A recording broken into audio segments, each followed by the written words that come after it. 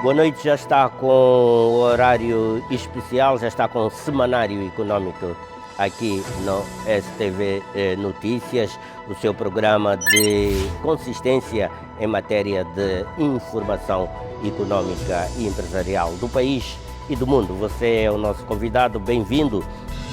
Você está com o Semanário Econômico.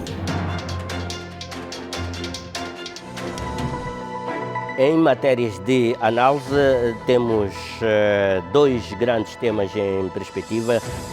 O primeiro tema tem que ver com o rescaldo que ainda continuamos a fazer relativamente a esta COP29, que passou a ser conhecida depois do seu principal desfecho como a COP das finanças ambientais globais. Vamos tentar perceber isso com a especialista Norma Franco, da Ernst & Young, que esteve na COP29 e vai partilhar conosco algumas perspectivas de análise sobre as incidências deste evento importante e as oportunidades para Moçambique. Isso interessa-nos bastante aflorar como é que Moçambique vai tomar partido, sendo o nosso país um país particularmente vulnerável às mudanças ou aos efeitos das mudanças climáticas. Como é que as ações de mitigação, por exemplo, e do financiamento climático poderão ser expandidas no contexto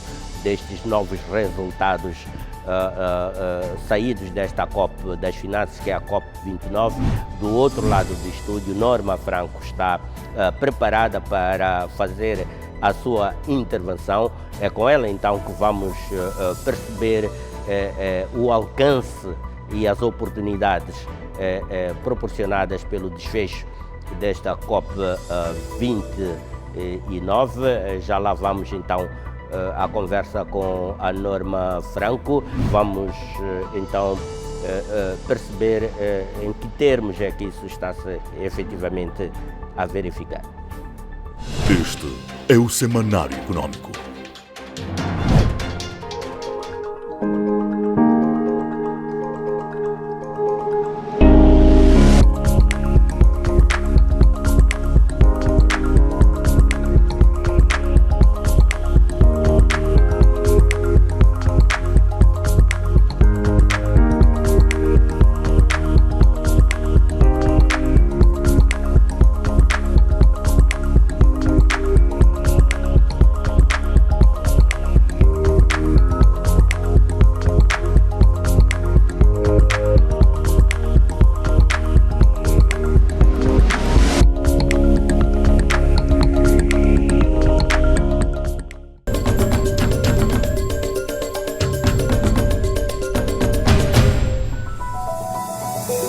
Vamos então, em análise, passarmos em revista os principais aspectos que consubstanciam uma conquista ou um progresso nas questões relativas ao financiamento da ação climática a nível global e as oportunidades que neste momento estão disponíveis, estão presentes para este problema global e, sobretudo, afunilando, vamos ver como é que Moçambique está presente também no campo do aproveitamento dessas oportunidades. Conforme anunciei, Norma Franco, especialista nesta matéria, especialista da Ernst & Young, é com ela que vamos então entabular esta interação, tentando perceber melhor as diferentes dimensões que comportam o rescaldo desta COP29. Norma, boa noite. E a primeira questão que lanço é o fato de esta ter sido denominada a COP das finanças. Por que razão esta denominação, esta conotação financeira precisamente para esta última COP? A 29ª Cimeira do Clima da ONU, a designada COP das Finanças, que decorreu recentemente em Baku, acontece num momento de tensão geopolítica complexa, mas sobretudo sob um contexto de emergência climática, onde impera a necessidade de cooperarmos em torno daquele que é o objetivo do Acordo de Paris. Norma Franco, poderia detalhar quais os principais avanços alcançados, especificamente no que diz respeito ao financiamento climático e também ao nível do mercado de carbono? Perante um momento em que as Nações Unidas apontam para o facto das emissões globais de gases com efeito de estufa terem atingido um recorde em 2023, no cerne das discussões desta COP estiveram as finanças climáticas e os mercados de carbono, cujo foco residiu sobretudo naquele que é o aumento de financiamento e na criação de mecanismos de mercados de carbono eficazes e credíveis. Desta COP surgiu também um acordo de mobilização de 300 mil milhões anuais até 2035 por parte dos países do desenvolvido aos países do sul global para darem resposta, para endereçarem, na verdade, aqueles que são os impactos que decorrem do contexto das alterações climáticas. Adicionalmente, existe também aqui o apelo global de se mobilizar 1,3 bilhões de dólares anuais até 2035, provenientes de fontes públicas e privadas, para apoiar aquela que é a transição de baixo carbono e aumentar a designada resiliência climática. No que diz respeito ao estabelecimento de uma arquitetura global para o mercado de carbono, a COP29 fez aqui progressos absolutamente notáveis naquele que é o conhecido artigo 6, clarificando como os países vão gerir as transações de créditos de carbono e respectivo rastreamento, garantindo a integridade ambiental através de revisões técnicas transparentes e, portanto, aqui um conjunto de palavras que serão fundamentais coligir no momento em que estiverem bastante ativos estes mercados. De ressalvar que estes mecanismos irão incluir também salvaguardas obrigatórias para proteger o ambiente e os direitos humanos, que são aqui também uma peça fundamental para criar maior credibilidade nestes mecanismos. Este acordo, na prática, acaba por ser absolutamente crucial para a criação de mercados de carbono funcionais, que são absolutamente essenciais para cumprir as metas de mitigação. E a pergunta que me ocorre fazer é: como é que esta questão, estes resultados da COP consubstanciam uma justiça climática no geral, porque um dos aspectos que realmente trespassou não só esta COP, como as precedentes, é a questão da justiça climática. Como é que este aspecto em particular foi endereçado nesta COP29? Ao incentivar e promover práticas sustentáveis, este acordo pode mobilizar financiamento e apoiar o desenvolvimento de competências, especialmente nas economias dependentes de recursos naturais. As salvaguardas ambientais e direitos humanos vão, na verdade, assegurar que estes projetos respeitem os princípios éticos, contribuindo para a transformação das economias ao integrar práticas mais sustentáveis e, sobretudo, justas. A atenção às necessidades dos países mais vulneráveis é absolutamente crucial para garantir o justo acesso ao financiamento para uma resposta global às alterações climáticas. Apesar da inexistência de desenvolvimentos quanto à eliminação de combustíveis fósseis, a COP29 trouxe aqui um grande ponto de agenda para aquela que é a agenda da ação climática, que na prática se traduz na operacionalização dos mercados de carbono. E assim, com o objetivo de reforçar a ambição e viabilizar a ação, as negociações desta COP passam por 4 grandes pontos. Um primeiro, mais relacionado com o garantir, o salvaguardar um novo objetivo de financiamento climático. Há um segundo tópico que está, de facto, mais relacionado com o garantirmos o alinhamento das contribuições nacionalmente determinadas com aquele que é o objetivo de 1,5 graus, o objetivo de Paris, e Neste caso, em concreto, as partes terão que submeter os seus compromissos climáticos até ao próximo dia 25 de fevereiro de 2025. Há aqui depois um terceiro grande ponto que está mais relacionado com a necessidade de fazermos progressos significativos naqueles que são os esforços de adaptação e perdas e danos. E por último, um ponto chave que é avançar naquilo que é o cumprimento das promessas energéticas da COP28, que foi realizada no ano anterior no Dubai. A COP29 anunciou um grande compromisso. Na prática é um compromisso significativo de triplicar aquilo que é o financiamento climático para países em desenvolvimento, passando daqueles que são os atuais 100 mil milhões de dólares disponíveis para 300 mil milhões de dólares anuais até 2035. Apesar de ser um montante bastante relevante, é considerado manifestamente insuficiente para atender àquelas que são as necessidades dos países mais vulneráveis, o que se traduziu durante o evento da COP em descontentamento e frustração para os países que sentem no seu dia-a-dia aquele que é um efeito das alterações climáticas. E quais é que foram os desafios enfrentados nas negociações? A implementação dos compromissos climáticos da COP29 enfrenta desafios, na prática, muito significativos.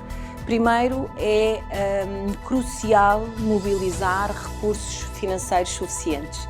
E, embora a meta seja de 300 mil milhões de dólares anuais até 2035, isto pode não ser suficiente, especialmente para os países em desenvolvimento. A transição dos combustíveis fósseis para energias renováveis acaba também por ser aqui um grande desafio. Há a necessidade de eliminar subsídios aos combustíveis fósseis e alinhar incentivos económicos com objetivos de descarbonização. Relativamente àquela que é um tema, ou aquele que é um tema no domínio climático, e aqui estou-me a referir em específico à adaptação às alterações climáticas, esta exige um conjunto de esforços contínuos e também uma colaboração global com uma resposta efetiva dos governos para proteger aquelas que são as suas comunidades mais vulneráveis, através, por exemplo, de planos nacionais de adaptação. Os bancos multilaterais de desenvolvimento são percebidos e entendidos como agentes catalisadores na ambição e ação climática em países em desenvolvimento, através de financiamento climático, mas também promovendo mudanças absolutamente transformadoras e mobilizando, sobretudo, recursos do setor privado. Através desta facilitação da implementação dos compromissos climáticos, podem viabilizar o financiamento necessário para projetos de mitigação e adaptação para estes países. Têm ainda estes bancos a capacidade de alavancar um conjunto de recursos do setor privado através de parcerias público-privadas, aumentando aquele que é o impacto dos investimentos. Aqui há também a necessidade de destacarmos e enfatizarmos aquele que é o papel primordial que podem ter na simplificação de processos de candidatura e alocação de fundos, garantindo aqui também uma distribuição mais equitativa e eficiente destes recursos.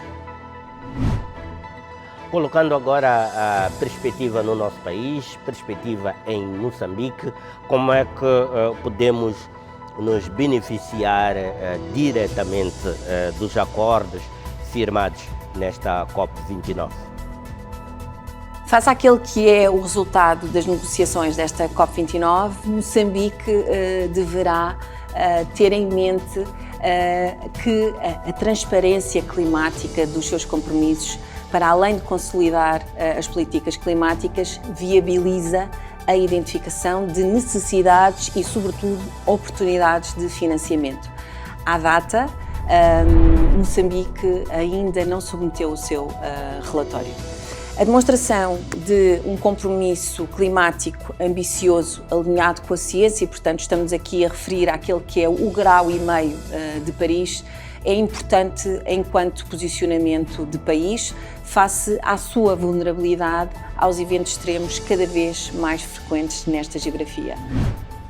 E quais setores apresentam um maior potencial para a integração no mercado de carbono em Moçambique? Relativamente àquele que é um tema bastante quente desta COP, que está mais relacionado com os mercados de carbono, estes oferecem aqui uma grande oportunidade para as economias dos países, pelo que diversos setores como a agricultura ou florestas, a indústria, energia, resíduos, entre outros, poderão beneficiar desta iniciativa. Contudo, há aqui a necessidade intrínseca de garantir que estas indústrias e estes projetos se enquadram naquelas que são as categorias potencialmente de projetos considerados como elegíveis para estes mecanismos, para estes mercados, designadamente ao nível do sequestro de carbono ou na redução de emissões de gases com efeito de estufa.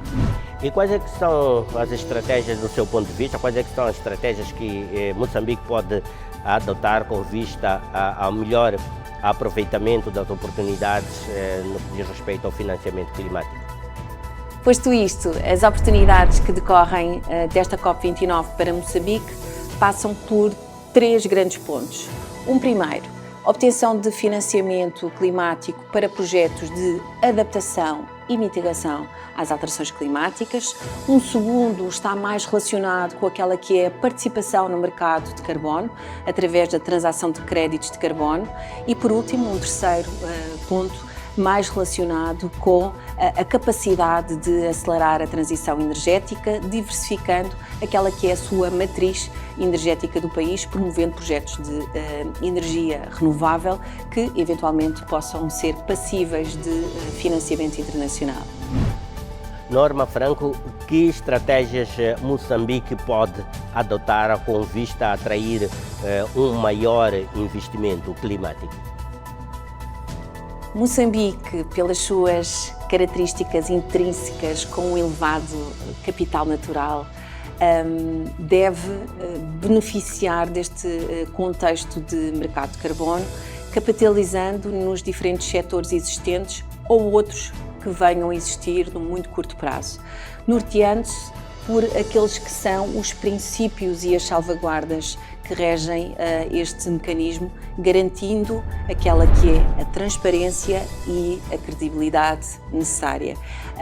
De facto, são 2 palavras-chave para garantir que estaremos na rota dos financiamentos. Para o efeito, há então aqui a necessidade de estabelecer a arquitetura do seu quadro regulatório, é fundamental. Já existem alguns países que encetaram o desenho dos seus mecanismos de carbono e que podem configurar na prática aqui uma inspiração também para Moçambique. E, no caso de Moçambique, este mecanismo deve procurar verter na sua tipologia de projetos, por exemplo, a reflorestação com espécies autóctones, promovendo e maximizando aquele que é o conjunto dos serviços de ecossistemas existentes, também promovendo aquela que é a conservação da natureza, promover também aquele que é um conjunto de boas práticas sustentáveis e não descurando algo que é absolutamente fundamental, que se traduz numa gestão ativa e sustentável, garantindo também que há a geração de benefícios sociais para as suas comunidades. E esta dimensão, quando se pensa na geografia de Moçambique, é fundamental garantir que é internalizada no desenho da arquitetura dos mercados de carbono. A existência de projetos de caráter tecnológico que promovam também aqui a redução das emissões de gases com efeito de estufa podem ser diferenciadoras no contexto da geografia de Moçambique. Que lições é que Moçambique pode aprender de outros países em desenvolvimento para endereçar os seus próprios desafios climáticos? Os compromissos climáticos dos países têm de criar confiança para acelerar a ação e o investimento. Quando falamos em financiamento, é expectável que o setor privado desempenhe um papel fundamental na transição a nível nacional, setorial e empresarial. As NDCs precisam de ser integradas e implementáveis para criar a desejada certeza que temos vindo também aqui a falar um bocadinho no decorrer desta nossa conversa.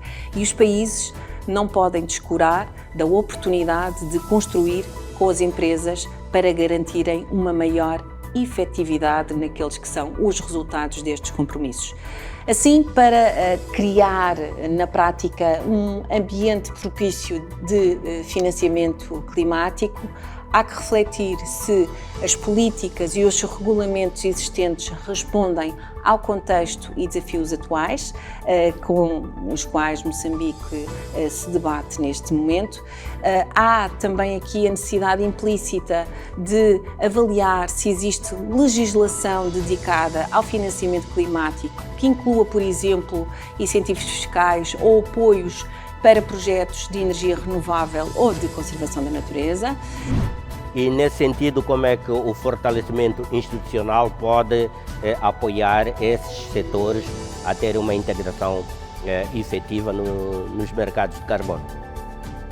Há também que avaliar se existe aqui alguma figura, uma estrutura governativa responsável pelo financiamento climático, por exemplo, a criação de uma agência governamental dedicada a este tema pode ajudar bastante para a coordenação de esforços e, sobretudo, atrair aquele que é o investimento desejável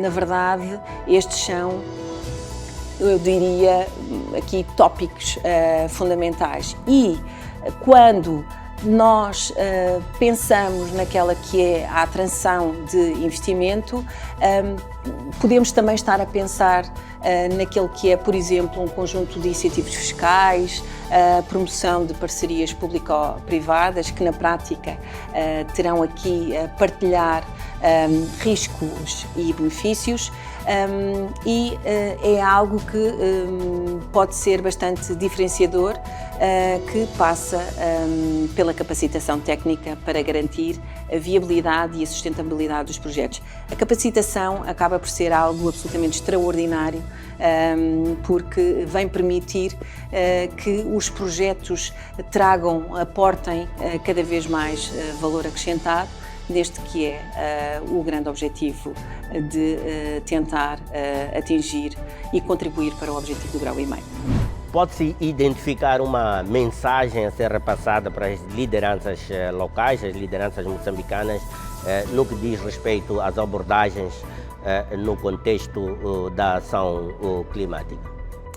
As alterações climáticas, na prática, representam não apenas desafios para os países, mas também um conjunto e número de oportunidades para impulsionar o desenvolvimento sustentável de um país.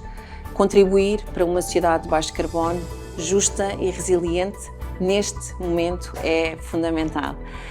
E no contexto de crise climática é crucial que Moçambique preconize um ambiente regulatório favorável que incentive tanto os setores públicos quanto os privados a adotarem aqui um conjunto de práticas que atendam àquele que é o desafio deste momento: mitigação e adaptação. A transparência, a inovação tecnológica e a capacitação serão as premissas deste silogismo. Norma Franco, muito obrigado pela sua prestação, a sua colaboração aqui com o Semanário Econômico, e até uma próxima oportunidade. Termino com uma questão. Moçambique está preparado para transformar os seus desafios climáticos em oportunidades de descarbonização e crescimento sustentável para as gerações atuais e futuras. E foi assim então que fizemos esta interação com Norma Franco para abordar então aqueles que são os principais aspectos emanados da última COP29, a COP das finanças, como é que a disponibilidade de recursos, compromissos financeiros assumidos podem efetivamente chegar ao nosso país e ajudar-nos a abordar os desafios climáticos de Moçambique. Esta foi mais uma proposta temática aqui no Semanário Econômico, que segue nesta altura por uma breve pausa, muito breve mesmo, não saia daí. Eu retomo o programa logo a seguir.